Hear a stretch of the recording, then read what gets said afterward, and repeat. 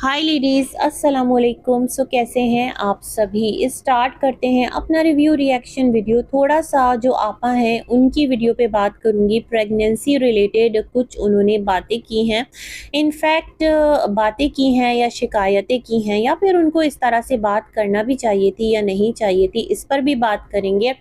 और साथ ही साथ एक कमेंट आया था मुझे कल, और उनका कहना था कि वो मेरी किसी एक बात से एग्री नहीं करती। हालांकि मैंने तो हर मुमकिन कोशिश की थी कि मैं बात को क्लियर कर सकूं, और मैंने यही कहा था कि ये जो सिचुएशन है चाचू और अम्मी की, इसको मिल बैठकर रिजॉल्व करना चाहिए। साथ रहना ना रहना प्योरली उनकी चॉइस है। देखें, आप कह रही हैं ना कि शरीयत में ऐसा कहाँ लिखा है कि जो हस्बैंड वाइफ हैं वो अलग हो जाएं। तो भाई देखिए, हम किसी को ज़बरदस्ती किसी के साथ रहने पर मजबूर भी नहीं कर सकते, है ना।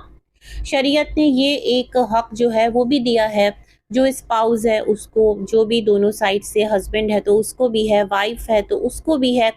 ज़िंदगी के जिस भी हिस्से में जाकर वो, अगर उन्हें लगता है वो नहीं रह पाते और उनके कुछ ऐसी बातें हैं कि बात इस हद तक आगे बढ़ गई है, वी डोंट नो ना कि बेसिकली रीज़न क्या है। उनका कहना है कि 11-12 साल से तो चाचू हाजी के साथ अम्मी रह रही थी, और कभी भी मतलब इस ट्रैक पर आकर, इस नोट पर आकर अम्मी ने कोई डिसीजन नहीं लिया था कि वो फाइनली बिल्कुल चाचू के साथ अपने तमाम तर ताल्लुकात ख़त्म कर लेंगी।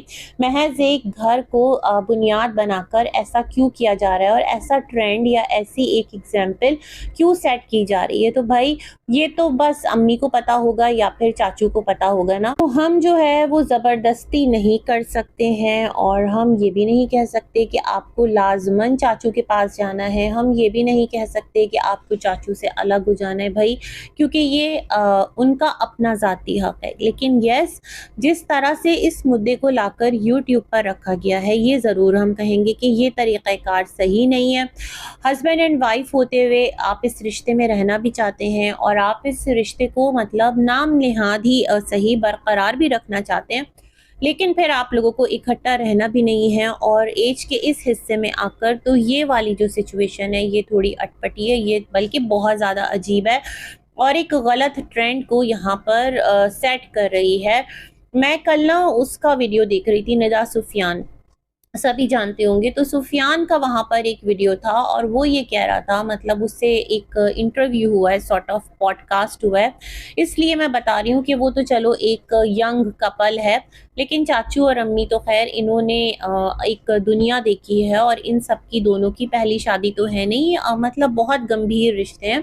तो जो सुफियान है वो एक बात कह रहा था, उससे जो पॉडकास्टर है, मतलब जो कि इंटरव्यू कर रही थी, उन्होंने पूछा कि आप ये बताइएगा कि आप अपने चैनल को अब कैसे लेकर चलेंगे। तो उन्होंने कहा कि भाई चैनल जो है ना वो हमेशा एक से ट्रैक पर नहीं चलता, ट्रेंड को फॉलो करना पड़ता है या फिर ट्रेंड बनाना पड़ता है, यानी आपको कुछ ऐसा नया करना पड़ता है कि वो ट्रेंड बन जाए। तो ये बात बड़ी एक मुझे ना, मैं इस टॉपिक पे नहीं जा रही कि वो कपल किस तरह है, उनके दरमियान क्या हुआ क्या नहीं हुआ, क्योंकि ये मेरा टॉपिक नहीं है ना। अभी मैं सिर्फ उस पॉइंट पे बात करना चाह रही हूँ, क्योंकि यहाँ पर जो हमारे व्लॉगर्स हैं, जो हमारे यूट्यूबर्स हैं, वो चीज़ों को लाकर एक ट्रेंड के तौर पर रखते हैं। बहुत सारे लोग उससे इम्प्रेस होकर उसी तरह की चीज़ करना स्टार्ट कर देते हैं।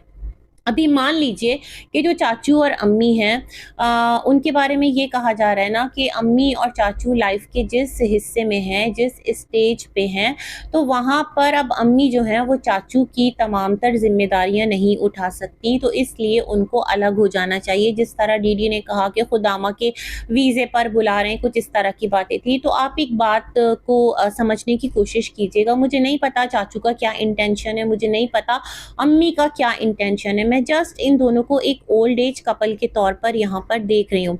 तो आप मुझे ये बताइएगा कि हम सबके भी पेरेंट्स हैं, और जो बच्चे होते हैं ना, वो देखते हैं कि जो माँ बाप हैं उनकी लाइफ की मुख्तलिफ फेजेस हैं। जब बच्चे छोटे होते हैं अपने पेरेंट्स को देखते हैं, फिर जवान होते हैं, फिर बच्चों की शादियां होती हैं। तो माँ बाप को अल्लाह सलामत रखे, तो माँ बाप की मतलब हमेशा जो बॉन्डिंग है ना वो हमेशा एक स्मूथ ट्रैक पर नहीं चलती, कभी कभार नरम गरम आता है, ज़िंदगी का एक पार्ट है, लाइफ का एक पार्ट है। और कहते हैं ना, लड़ाई वहीं होती है जहाँ पर प्यार होता है, जहाँ पर मोहब्बत होती है।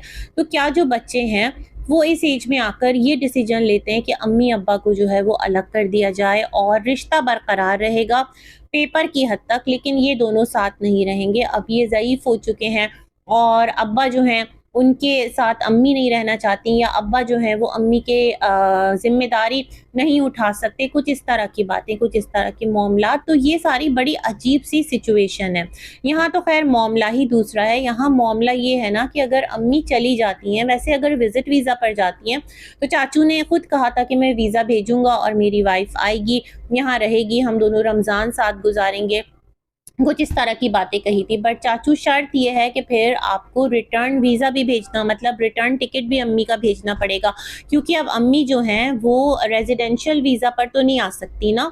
जो खुदामा का वीज़ा, जहाँ तक मैं समझ पाई हूँ, मैंने पहले भी कहा, वो इसलिए सामने लाया जा रहा है क्योंकि आप अम्मी को दोबारा रखना चाहते हैं। फॉर एग्जाम्पल चाचू, अगर आप अम्मी को अपने पास बुला लेते हैं कि आप लोग इकट्ठा मदीना में रहें, तो फिर मुझे ये बताइएगा कि आप अम्मी की जो फीसेज़ हैं इकामा की, वो कैसे पे करेंगे, वो टैक्सेस आप कैसे देंगे। अभी जो लास्ट हुआ है वहाँ तो 8 लाख रुपए आपने अदा किए हैं, ये बात खुद सितारा ने भी कही है, कुछ उसमें से नजमा को अभी देने भी है ना, मतलब सितारा को वापस भी करने। तो बड़ी यहाँ पर जो सिचुएशन है ना वो कॉम्प्लिकेटेड है, और मैं बिल्कुल भी नहीं कह रही कि ऐसा करके यानी अलग अलग रहकर कोई बहुत अच्छा एग्जाम्पल सेट किया जा रहा है। मैं तो खुद कह रही हूँ ये गलत है। और यहाँ पर तो बात इसकी भी नहीं है कि चाचू पे कर सकते हैं नहीं पे कर सकते, यहाँ बात ये है कि अम्मी का कहना है उन्हें वहाँ जाना ही नहीं है, उन रिश्तों को निभाना ही नहीं है। तो बस इसको अब क्या कहें, मतलब शरीयत के अकॉर्डिंग तो यही है कि हस्बैंड एंड वाइफ को साथ रहना चाहिए, लेकिन अगर नहीं रह पाते तो फिर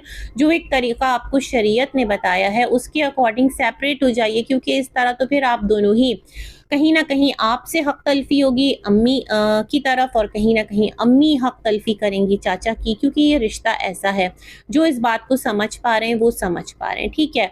तो होप सो आपको मेरी बात समझ में आ गई होगी। मैं बिल्कुल नहीं कह रही कि ये जो तरीका है ये सही है, यूं अलग अलग रहने का एक सर्टेन एज में आकर।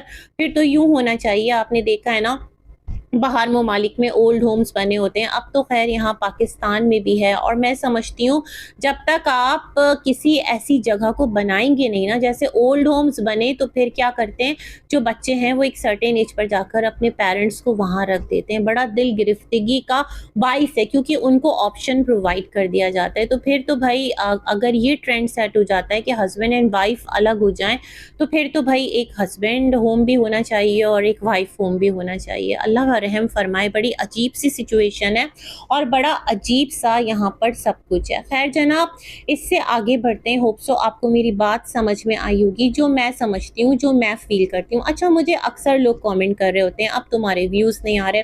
एक और कमेंट है हेल्प फॉर रिव्यू पर है, वो सितारा को जिस नाम से पुकारती हैं वो नाम तो मैं नहीं लूँगी, साथ में उन्होंने कुछ लिखा है मतलब गुंडी वगैरह। तो भाई मैं ना सितारा को गुंडा समझती हूँ, ना मैं सलमा को गुंडा समझती हूँ, ना मैं किसी एक का बुरा नाम लेकर और किसी एक का सही नाम लेकर एक अपना साइड बनाना चाहती हूँ कि मैं इस साइड हूँ, या मैं बिल्कुल मतलब एक को अच्छा कह रही हूँ, नाम से पुकार रही हूँ, और एक को मैं नाम से नहीं पुकारी। मैं सिर्फ रिव्यूज़ तक रहना चाहती हूँ। Try to understand. I know कि इस तरह करने से मेरे व्यूज़ पर इम्पैक्ट पड़ेगा, बट मेरा जो दिल है ना वो सेटिस्फाइड है। होप सो आपको जवाब मिला होगा। शाजिया करके नाम है उनका, सत्तार, हाँ अब्दुल सत्तार वैसे कहना चाहिए। सत्तार तो सिर्फ अल्लाह रब्बुल इज़्ज़त है, यानी जो कि आपके ऐप को ढांकता है, सत्तारुल उयूब है। खैर जनाब, इस बात का भी मैंने जवाब दे दिया। आगे बढ़ते हैं, फ़ारूक की बात करते हैं। फ़ारूक पर बहुत शदीद क्रिटिसिज्म है कि भाई साहब आप क्यों नहीं आते और आकर आप अपनी अम्मी के लिए आवाज़ क्यों नहीं उठाते हैं, आपकी माँ के लिए आकर चाचा इतना बोल गए। और सबसे बड़ी बात, फ़ारूक पर इतना शदीद एलिगेशन लगा गए कि वो माँ के हवाले से बोल के गया है कि माँ के अंदर जो पैसों का एक है ना मतलब एक चाहत है, वो है, मैं लालच कहूँ क्या कहूँ, बस बहरकैफ जो भी था। तो फारूक साहब ने आकर इस इल्ज़ाम को डिनाई नहीं किया। मैं समझती हूँ मिस्टर फारूक, आप अगर चाचू का साइड नहीं लेना चाहते ना लें, आप अम्मी का साइड भी नहीं लेना चाहते ना लें, बट आपकी क्रेडिबिलिटी के लिए ज़रूरी है कि आप आकर, आपके पास दो चैनल्स हैं, आप आकर बेटी के चैनल से रिप्लाई कर दें या मेन चैनल से कह दें कि चाचू आपसे मैंने ऐसी बात कब की थी, आप इस तरह से मेरा यूँ नाम लेकर माँ बेटे का जो रिश्ता है उसके दरमियान तो दरार मत डालिए, क्योंकि कहीं न कहीं अम्मी को भी दुःख होगा कि बेटा मेरे बारे में ऐसी बात करता है। मामू नदीम ने तो ख़ैर सरेआम बात की थी, वो भी अम्मी ने सुनी ही होगी वीडियो, और अगर नहीं भी सुनी तो वो उनकी क्लिप यहाँ-वहाँ कहीं होगी। तो औलाद अगर माँ-बाप के बारे में इस तरह बैठकर कोई सोच रखे और इस तरह की आकर बात करे तो बड़ी एक दिल गिरफ्तगी का बाइस है। जैसे नजमा ने चाचू के साथ किया था और फिर माफ़ी माँग ली थी, वो सब कुछ कैमरा के सामने था, है ना? अभी भी चाचू ने कहा है कि वो वाली बात नहीं है, दिल में है उनके कि बेटी ने उनके साथ ऐसा किया, लेकिन फिर भी क्योंकि वो माफ़ कर चुके हैं, गुंजाइश पैदा कर चुके हैं, तो जो भी नजमा को बुरा कहेगा चाचू उसको आकर ज़रूर जवाब देंगे, क्योंकि नजमा उनकी बेटी है। तो यहीं पर मिस्टर फारूक आपको थोड़ा-सा इस सिचुएशन को समझना चाहिए था और आकर क्लियर करते कि चाचू आपका और अम्मी का जो भी रिश्ता है, आप सबको पता है कि मैं इस शादी के लिए राज़ी नहीं था, रीज़न्स जो भी रहे हों। मैं नहीं कह रही आप आकर उन रीज़न्स को रखें, बट आप ये कह सकते हैं कि ऐसा जो एक बात है वो आपके साथ मंसूब ना की जाए कि फारूक ने ये बात कही अपनी माँ के खिलाफ। हैरत की बात है ना कि आपको आगे चलकर पता चलेगा। तो मिस्टर फारूक की तरफ से ऐसा कोई स्टेटमेंट अभी तक नहीं आया है। दूसरी बात ये, जहाँ तक लोग कह रहे हैं कि अम्मी और चाचू के मामले में फारूक आओ और तुम बोलो, तो देखें जो फारूक है ना उसका दोहरा रिश्ता है। एक तरफ उसका ससुर भी है, चाचा भी है, दूसरी तरफ माँ है। मतलब होता है ना कि बाज़ रिश्ते बड़े नाजुक होते हैं, जैसे नजमा का है, एक तरफ बाप है और एक तरफ माँ भी है, सास भी है। तो ये सारी बातें बहुत मैटर करती हैं। मुझे ये लगता है कि शायद इसलिए जो फारूक है वो किसी की भी ना साइड ले रहा है, ना ही आकर किसी के लिए भी आवाज़ उठा रहा है, क्योंकि रिश्ते बड़े सेंसिटिव हैं, है ना? और किसी एक रिश्ते के लिए बोलेगा तो दूसरा रिश्ता सामने खड़ा है, बट तरीके के साथ अपनी बात ज़रूर की जा सकती है कि चाचू और अम्मी आपके जो भी मसले मसाइल हैं, आप आइए, आपका यहाँ घर है, चाचू आप भी पाकिस्तान आए, अम्मा आप भी आ जाइए विलेज, हम लोग बैठकर आपके दरमियान जो भी गिले शिकवे हैं उसको दूर करते हैं, अपने मसलों को हल कीजिए। अम्मा आपको सऊदीया नहीं जाना है या जाना है, जो भी मामलात हैं, चाचू आप अम्मी को घर क्यों नहीं दे रहे, बहुत तरीके से बात जो है ना वो संभाली जा सकती है यूट्यूब पर लाने के बजाय। लेकिन बात यही है कि पता नहीं कौन किसके प्रेशर में है। दूसरी तरफ ये भी कहा जाता है कि जो फारूक है वो माँ के लिए नहीं बोलता लेकिन बीवी के लिए आ जाता है। मैंने तो बीवी के लिए भी बोलते नहीं सुना उसको, है ना? एक आध बार आया जब दीदी ने हद से तजावुज़ कर लिया था। वैसे जो बीवी है वो खुद ही काफ़ी है, यानी नजमा ठीक ठाक उसने रच के अपना जो एक स्टैंड है वो खुद ही ले लिया था। तो मुझे एक बात बताइएगा, जैसे कोई भी शौहर है ना तो उसके ऊपर बड़ी रिस्पॉन्सिबिलिटी आ जाती है। भाई बीवी उसकी जिम्मेदारी है तो वो बीवी के लिए भी बोलेगा, माँ के लिए भी उसे बात करनी है, और बहन बहन भाई फिर सेकेंडरी चीज़ें हो जाते हैं। देख लें आप दुनिया की पूरी एक जो भी इर्द गिर्द माशरे में है उसको उठाकर देखिए। जब बेटे की शादी हो जाती है तो बेटा जो है वो किसके ज़्यादा नज़दीक हो जाता है, मतलब एक फैक्ट है, इसको डिनाई नहीं कर सकते, है ना? और मामू नदीम तो खैर बिल्कुल ही खामोश हैं, उनकी भी बच्चियां हैं, वो भी दादों से मिलने नहीं आई हैं। ये सारे सिलसिले भी हम लोग देख ही रहे हैं। अच्छा, एक और बात मैं यहाँ करना चाह रही थी, वो जो है कौन नजमा और बीना बाजी की जो एक आवाज़ लीक हुई थी कि जिसमें बीना बाजी कुछ सितारा के लिए नामुनासिब अल्फाज यूज़ कर रही थी, तो मैं ये सोच रही थी सामने से, वैसे मुझे सराइकी इतनी ज़्यादा समझ नहीं आती, नजमा भी खामोशी से सुनती रही आप और रिकॉर्ड करती रही। आपने एक बार भी नहीं कहा नजमा कि रुबीना तुम सितारा के लिए इस तरह की ज़बान क्यों इस्तेमाल कर रही हो, ऐसी भी क्या खफगी, चुप हो जाओ। मतलब आप थोड़ा सा उनको कह दी तो कि ऐसी बात मत करो, आप अपना एंगर दिखाती, आप अपनी नाराज़गी दिखाती, तो आपने भी बड़ी स्मार्टली उस वक्त जो बीना बाजी है ना उनकी तमाम तर चीज़ें रिकॉर्ड कर ली और सब कुछ जो है वो झेल लिया। खैर जी, और आगे फिर आपने ही दी होगी, कौन देगा लाकर। खैर जनाब, ये सारे सिलसिले हैं, और चंद एक बातें और थी मेरे जहन में जो कि मुझे करना थी, लेकिन हाँ, किसकी, फातिमा की बात करना थी। सही है, मुझे याद आ गया, आपा। तो जो आपा मोहतरमा है वो आ गईं और उन्होंने कहा प्रेगनेंसी में इतना परेशान मत करो। फिर आ गई कहने लगी कि सब कहते हैं तुम प्रेगनेंसी में जवाब नहीं देती हो, तो आपके मतलब पहले भी मिसकैरेजेस कुछ हो चुके हैं। तो आपने कहा इसलिए औरत को ना बहुत ज़्यादा संभल कर बात करनी चाहिए इस स्टेज में। अच्छा, तो जी अज़ान हो रही थी, कंटिन्यू करते हैं। तो यहाँ पर जिस तरह से आपने आकर एक वीडियो बनाई है, बेसिकली आप क्या कन्वे करना चाह रही हैं कि आप अपनी ट्रोलिंग से परेशान हो रही हैं, ये चीज़ें आपको बुरी लग रही हैं। आपने कहा कि आपको लोग कह रहे हैं कि तुम्हारे तो मतलब ऑलरेडी बच्चे हैं, तो और बच्चे क्यों कर रही हो, और इस एज में जाकर तो आपसे भी बड़ी-बड़ी एज की औरतें, उनके यहाँ भी बच्चे होते हैं। मतलब ये सारी बातें करने का मकसद क्या है? मुझे लगा आपके पास करने को कोई बात नहीं थी। वैसे अभी तो मैंने कहीं पर आपके लिए ऐसी कोई बात नहीं देखी कि मतलब इतनी एज हो गई है और अब बच्चे करने की क्या ज़रूरत है, और आपने कहा अभी आपकी कोई इतनी भी एज नहीं है। फिर आप अपने मिसकैरेजेस को याद कर रही हैं और आप कह रही हैं ये टाइम गुज़ारे नहीं गुज़र रहा है। आप बार-बार डीडी से डेट पूछती हैं। तो ये तमाम तर चीज़ें मुझे ऐसा लगा ना, देखें भई, आप बहुत बेहतर व्लॉगिंग कर सकती हैं, है ना? अभी 2-4 रोज़ पहले ही तो आप किसी पार्क में थे जो आप व्लॉग बना रही थी, और जो दीदी हैं वो आपको कैप्चर कर रहे थे और साथ बता रहे थे कोई आपको बहुत मॉनिटर कर रहा है। जो भी रिएक्शन चैनल है, जो भी, मैं उन बातों में नहीं जाती। तो मुझे एक बात बताइए, आप जिस कैफ़ियत में है ना, उस कैफ़ियत को मतलब होती है दिल में घबराहट, वेरी मच नेचुरल होती है, जैसे-जैसे टाइम ऊपर-नीचे होता है, तो एक नेचुरल सी बात है। बट उन तमाम तर बैड एक्सपीरियंसेस को याद करना, ना सिर्फ याद करना बल्कि मतलब जो मिसकैरेजेस जैसी बातें, और आपने कहा अगर खुदा ना करे ऐसा हो जाए, ऐसी सोच भी आप अपने ज़हन में क्यों ला रही हैं? मतलब, और ना सिर्फ ला रही हैं बल्कि अपनी ऑडियंस के साथ बैठकर शेयर कर रही हैं। क्या ये चीज़ मुनासिब है? कहा जाता है ना कि जब आपके मतलब कुछ ऐसे डेज़ चल रहे हों जहाँ पर आपकी डिलीवरी बिल्कुल नज़दीक है, दिसंबर में आपकी डेट है, कोई कहता है 2 है, कोई कहता है 15 है, जो भी है अल्लाह खैर वाले मामलात करे।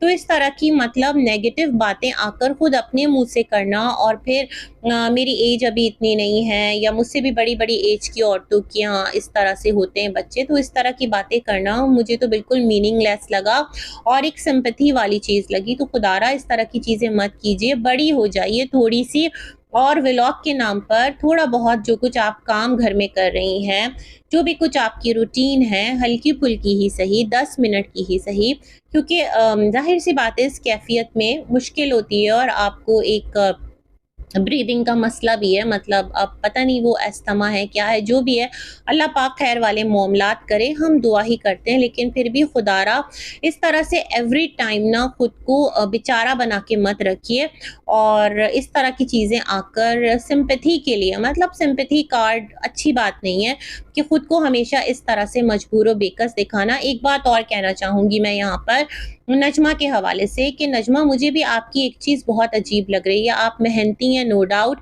आप हार्ड वर्किंग हैं नो डाउट, लेकिन जो टाइम एंड अगेन जब से आपका घर पेंट हुआ है ना, तो आप हस्बैंड को भी सामने खड़ा करके कह रही हैं कि बस ये पैसा कहाँ से आएगा, वो हाथ से इशारा करें। आप कह रही हैं गैब से मदद होगी, फिर वो कह रहे हैं आप भी कह रही हैं इतना कर्जा चढ़ गया है, और कैप्शन भी लगा रही हैं। तो भाई जितनी चादर है उतना पैर फैलाएं, जितनी आपको अल्लाह ने गुंजाइश दी है उसके अकॉर्डिंग अपने घर का काम कीजिए, और वहाँ पर स्टॉप कर दीजिए, है ना? दोनों हाथ बिल्कुल खाली हो जाएं और फिर कहें कि गैब से मदद होगी, this is not the right way. मतलब अल्लाह ने आपको अक़ल दी है, आपको जितने असबाब दिए हैं, आपके लिए जो भी कुछ वसाइल हैं, उनको बरूए कार लाते हुए अपनी ज़रूरियात को पूरा कीजिए, और जितनी चादर है उतने ही पैर फैलाइए। टाइम एंड अगेन इस तरह से आकर बोलना कि कर्ज चढ़ गया और कर्ज है, ये तमाम तर चीज़ें ना फिर अच्छी नहीं लगती। फिर ये लगता है कि आप ऐसी बातें जानकर कर रहे हैं। ठीक है, जो आपको देखते हैं ना वो तो आपको देखेंगे, आपको व्यूज़ भी देंगे, आपको आपके व्लॉग्स को फुल वॉच भी करेंगे जैसे आप कहती हैं, और यही एक हेल्प होती है। लेकिन फिर भी ये चीज़ भी मैंने नोटिस की थी। बाकी आपका घर no doubt neat and clean होके बहुत अच्छा लग रहा है, और आपकी बच्चियाँ भी बहुत मेहनती हैं, स्पेशली जो फौजिया है और एक रुखसार है। और ज़ाहिर बात है इतना बड़ा घर उनकी मदद के बगैर आप कैसे सँभाल सकती हैं। मैं फौजिया का व्लॉग देख रही थी, इतने सारे कपड़े धोकर उस लड़की ने खुद, वो एक अलगनी कहते हैं ना, एक वायर तार जो बांधा था, सहन के अंदर और सारे कपड़े फैलाए थे, फिर व्लॉग भी बना रही है, तो वो भी कंट्रीब्यूशन कर रही है, मतलब घर की अर्निंग में उसका भी एक हाथ है, साथ आपका हाथ भी बटा रही है। तो अच्छी बात है, अल्लाह ने देखिए ना इतने सारे वसाइल भी पैदा किए हैं आपके लिए। आपके हस्बैंड जो हैं वो काम कर रहे हैं, उमर जो है माशाल्लाह वो भी काम कर रहा है, तो बस शुक्र अदा कीजिए और एवरी टाइम जो कर्ज है ना उसको मत कोट कीजिए। बड़ा अजीब लग रहा होता है ये तमाम तर सिलसिला मुझे। तो बस इसी के साथ करती हूँ अपना रिव्यू एंड। मिलेंगे एक और वीडियो में। बहुत सारी दुआएं सबके लिए। अल्लाह हाफ़िज़।